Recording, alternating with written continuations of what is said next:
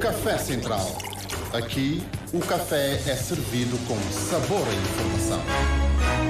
Café Central. No Café Central de hoje vamos falar dessa relação sempre complicada, tensa entre o jornalismo e a justiça, tomando como pretexto o último caso que tem feito correr também muitos argumentos na imprensa. A Procuradoria-Geral da República que anunciou a abertura de um processo de instrução criminal contra desconhecidos e também o jornal Santiago Magazine por alegada violação do segredo de justiça e a desobediência qualificada por o jornal ter denunciado que o ex-ministro Carlos Santos foi constituído arguido numa investigação por lavagem de capitais. O nosso convidado é o professor Dr. Silvino Évora, também jornalista e investigador na Universidade de Cabo Verde, que já produziu também muitas reflexões em relação ao jornalismo, à liberdade de imprensa e ao segredo de justiça. Silvino, bom dia, obrigado pela disponibilidade. É mais um caso, portanto já são 3 casos em relação à violação do segredo de justiça, desobediência qualificada. Salvo erro, os 2 primeiros casos aconteceram em 2022, portanto, e agora de novo com o jornal Santiago Magazine. Começo por lhe perguntar se, olhando para o nosso Código de Processo Penal, se os jornalistas estão de facto implicados, se são parte nesse segredo de justiça. Bom dia. Olá, muito bom dia, Carlos Santos.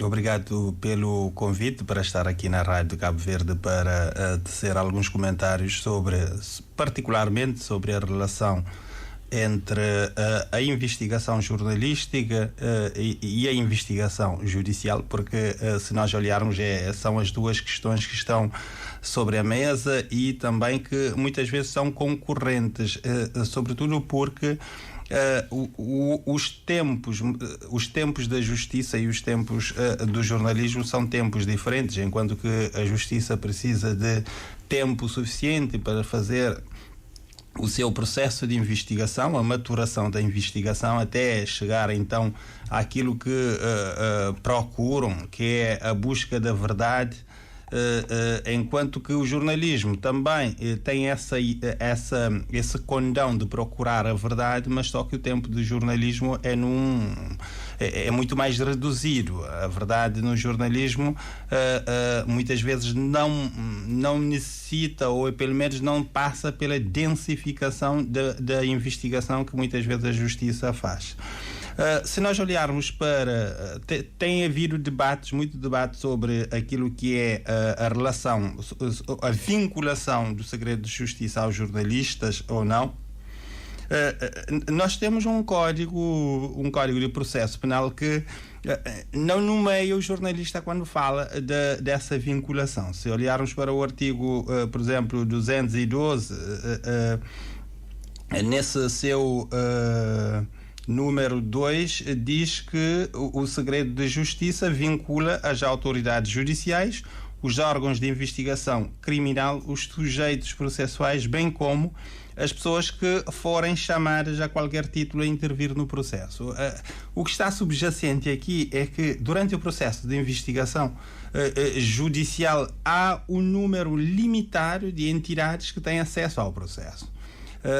O comum das pessoas e os jornalistas, por princípio, não têm acesso ao processo, por isso que eles que não estão nomeados ali nesse número 2 do artigo 212. Agora, a questão é a seguinte, é que as pessoas que estão ali podem ter interesses outras ou por razões quaisquer, tendo contacto com o processo, podem efetivamente também fazer essa ponte com o lado externo do processo, que é o lado da sociedade, da comunicação social e de outras entidades. Daí que o legislador teve o cuidado de tentar amarrar as outras pessoas, ou seja, vem no artigo seguinte, quando traz-nos o artigo 113 com aquela epígrafe de divulgação de peças processuais ou de identidade do arguido, que diz que é proibida sob cominação de desobediência qualificada ou salvo outra incriminação,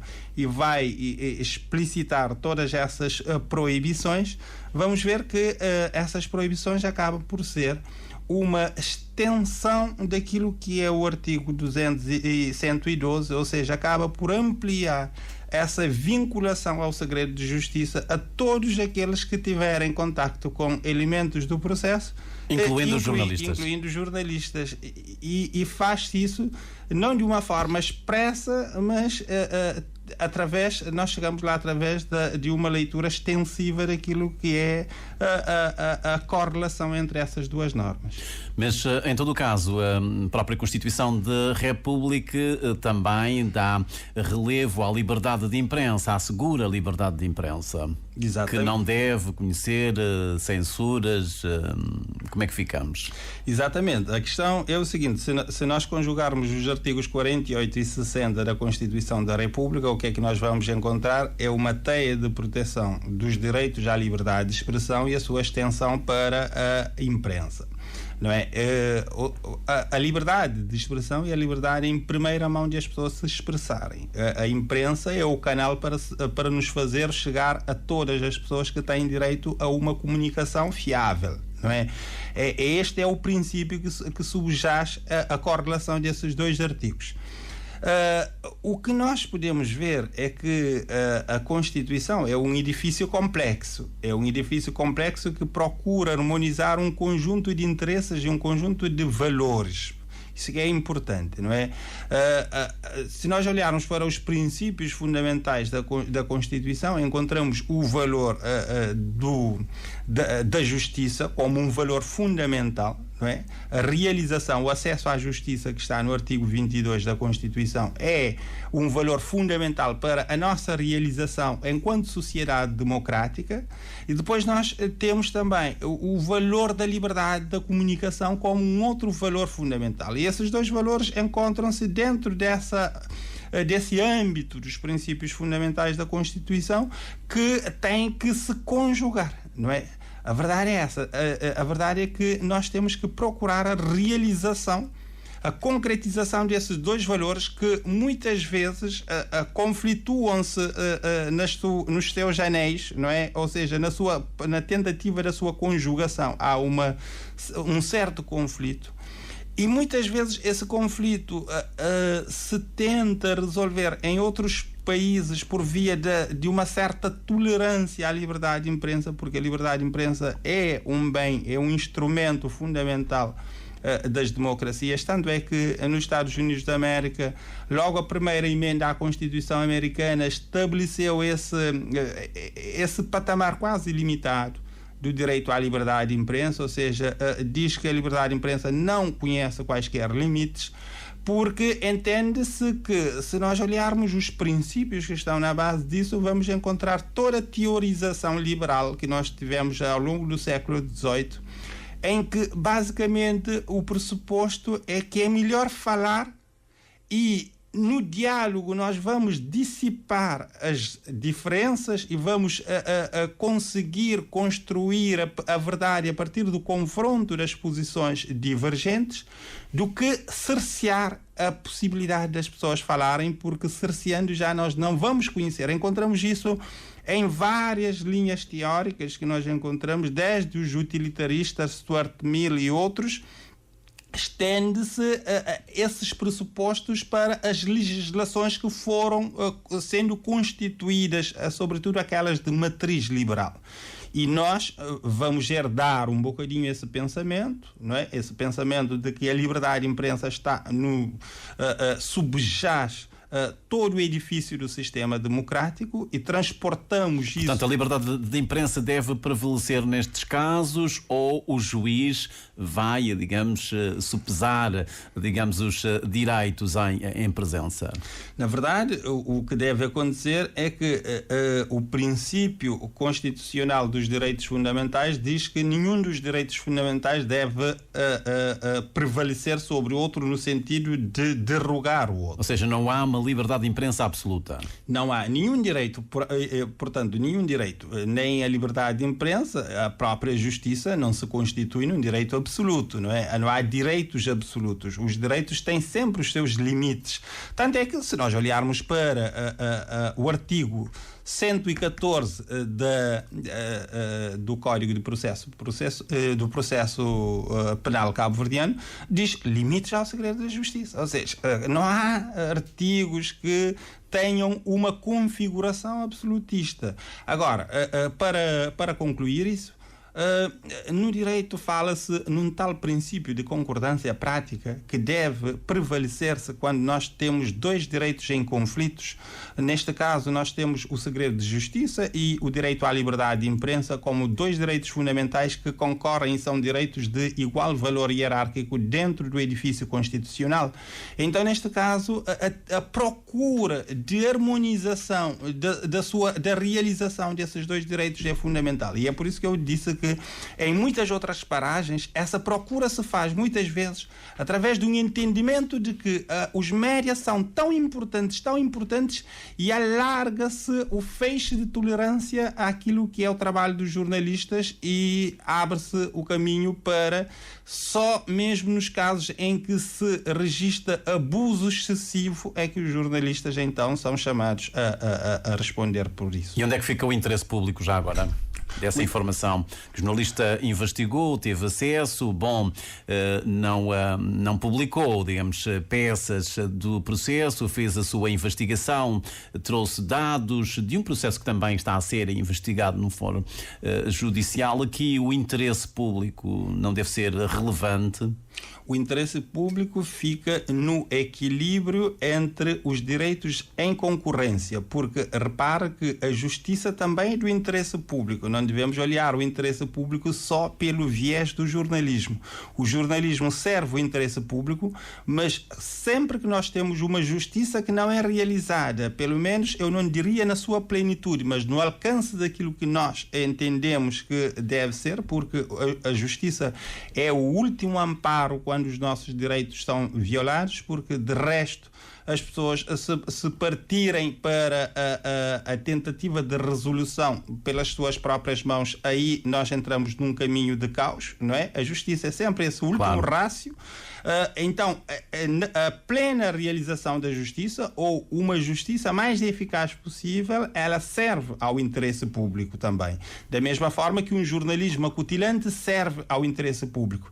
O interesse público fica no meio desses dois valores fundamentais da sociedade e nem num caso nem no outro nós devemos protelar um face ao outro. Muito bem. Silvino, em relação a estes casos, reportando-nos aos dois primeiros casos, salvo erro em 2022, com a Nação e também o Santiago Magazine, na altura o Procurador-Geral da República deu uma entrevista à televisão de Cabo Verde e disse que as baterias não devem ser assestadas à Procuradoria, mas sim ao legislador. Quem é que tem de facto competências e poder para rever, para alterar esses dois artigos do Código de Processo Penal? Acha que o caminho deve ser esse mesmo? Não, nós estamos num Estado de Direito onde a supremacia é a da legalidade, ou seja, o que conta é a lei. A Procuradoria-Geral da República, como os próprios tribunais, não querendo usar uma expressão desqualificadora, eu poderia dizer que são instrumentos da realização da lei, não é? Eles estão, a justiça, quando se define o conceito de justiça, diz que o juiz, na sua decisão, ele respeita a lei e a sua consciência. Mas muitas vezes, quando a sua consciência é contrária à lei, tu tens o recurso para fazer rever aquilo que é a sua consciência. Então, o último rácio, ele respeita a lei. não é? Então nós estamos num país, num sistema em que o princípio prevalecente é o princípio da legalidade.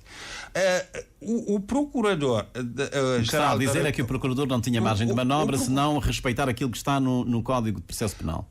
É o que eu ia dizer, que o procurador ele é apenas um dos executores, ou seja, de atores dentro do processo de realização da justiça no nosso país. Ele não muda a lei, ele aplica a lei que existe. Agora, eu vou voltar a um outro elemento que eu disse há bocado, que a liberdade de imprensa não é um direito qualquer. A liberdade de imprensa é um direito que está na gênese das sociedades democráticas, sem a qual nós não temos uma sociedade plural e uma sociedade estável.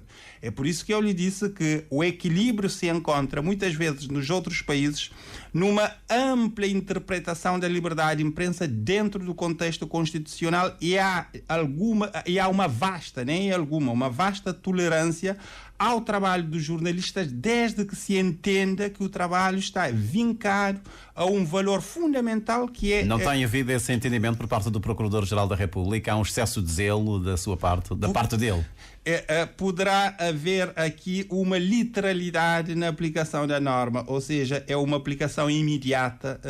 Poderia aqui nós, em abstrato, podemos dizer que outras pessoas poderiam ter interpretação divergente. Muito bem, está lá que toda a gente e qualquer pessoa que tiver acesso e não sei o quê, que divulgar peças processuais, portanto, logo os jornalistas também. Pode ser essa a interpretação do Procurador? Não é só a interpretação, tem a ver com a própria métrica também da descodificação das normas, porque nós, quando nós fazemos a extensão daquilo que é o alcance do artigo, chegaremos lá, porque temos um artigo precedente que nomeia quem são as entidades que ficam vinculadas então ao segredo da justiça, e um artigo que se lhe segue e vai dizer que ninguém que tem o contacto com as peças processuais, os elementos do processo, podem divulgar sobre pena de desobediência qualificada.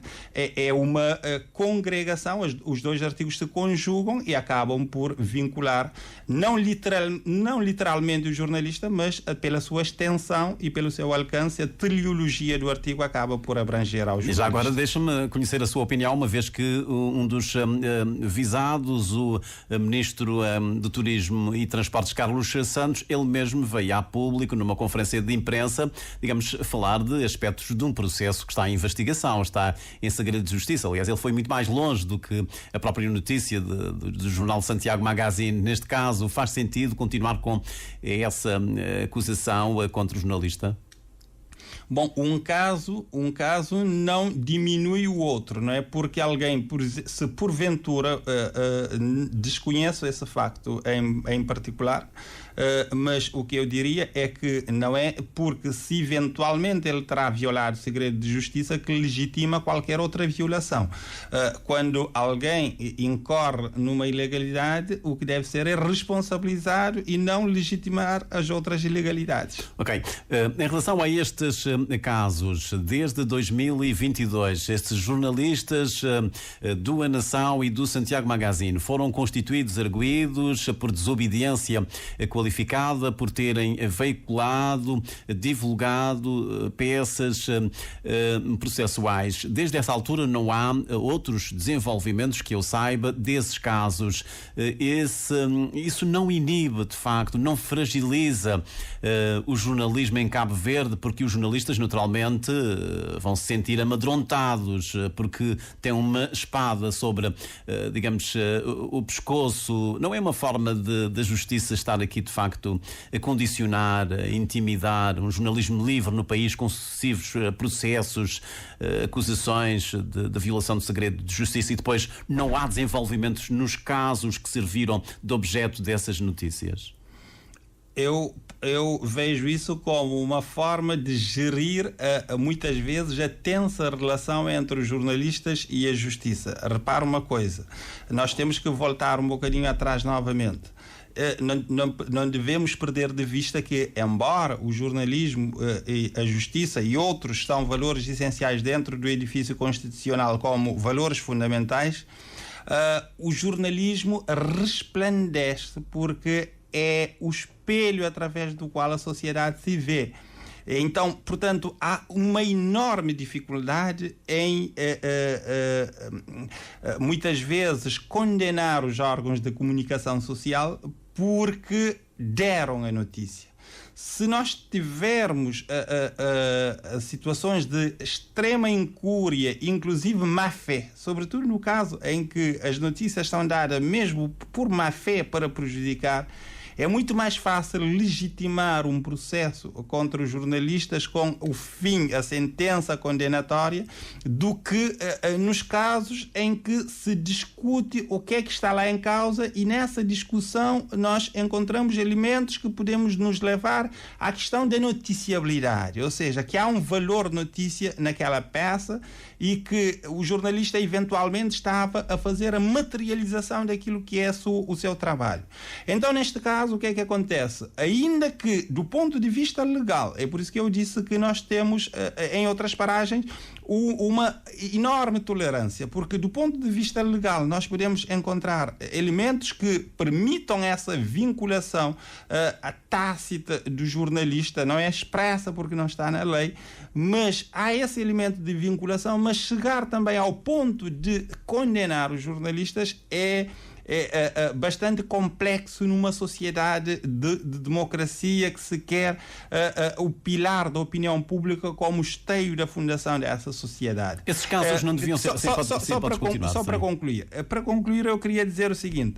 Agora, se muitas vezes nessa gestão da relação, a ideia, talvez os processos muitas vezes é para mostrar balizas, não é? É para mostrar balizas e muitas vezes para mostrar que se está a infringir e se está a ultrapassar balizas.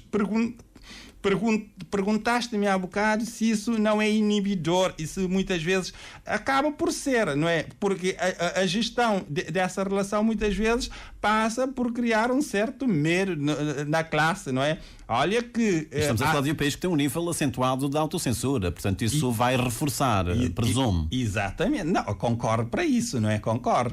Não é? Porque, na verdade, estás a dar sinal de que há limites e que esses limites, se são ultrapassados, não há uma proteção legal, esse extravasamento à esfera, não é? Então, a partir daí que há responsabilidades que podem ser assacadas. José Vicente Lopes ainda há dias trazia uma outra questão à colação, é que para além de não bastasse a dificuldade financeira que os órgãos de comunicação social se deparam, ainda têm que pagar advogados para, sempre que o procurador vem com um processo em cima dos jornalistas, portanto a empresa tem que arranjar dinheiro para contratar advogados para, enfim, defender esse jornalista. Portanto, isso acaba por empobrecer ainda mais, digamos, esse jornalismo e as empresas de comunicação social.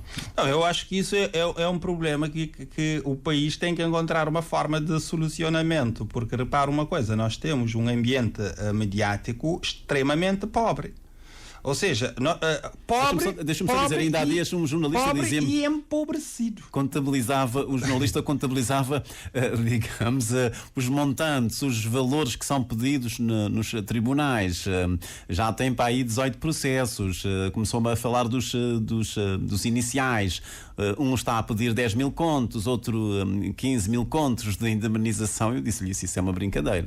Não, isso o jornalista com certeza terá que vender casa para pagar, ou outra coisa, ou nem isso, não é? Pois. Mas o que eu queria dizer é o seguinte: o contexto económico dos média em Cabo Verde é um contexto pobre e nós não conseguimos ver, pelo menos até agora, vislumbrar um viés para que haja disrupção. Ou seja, mesmo o campo tecnológico, que foi uma área de expansão de muitos meios de comunicação social, em Cabo Verde não conseguiu fazer uma disrupção. Se formos ver, eu não tenho os números, não posso falar pelos números, mas falo pela minha percepção. Se formos ver aqui em Cabo Verde, os jornais, por exemplo, ou os órgãos de comunicação social que encerraram, entre aspas, condicionaram o acesso aos seus sites mediante o pagamento, eu tenho algumas reservas, mas eu não consigo, pelo menos dos meus contatos, não consigo vislumbrar uma ampla adesão dos cabo-verdianos, pelo menos os residentes, mas também acho que nem os que se encontram na diáspora têm essa disponibilidade ou essa cultura. Então, se por essa via, não é? O digital foi a esfera de escape para muitos órgãos de comunicação social lá fora, que convergiram para o digital e inclusive eliminaram a parte do papel. Muitos desses órgãos de grande notoriedade continuaram a permanecer no mercado com o mesmo escopo de notoriedade. Como é que num país como o nosso nós não conseguimos encontrar nenhuma saída e estamos nessa situação? Eu acho que Cabo Verde tem que encontrar um caminho.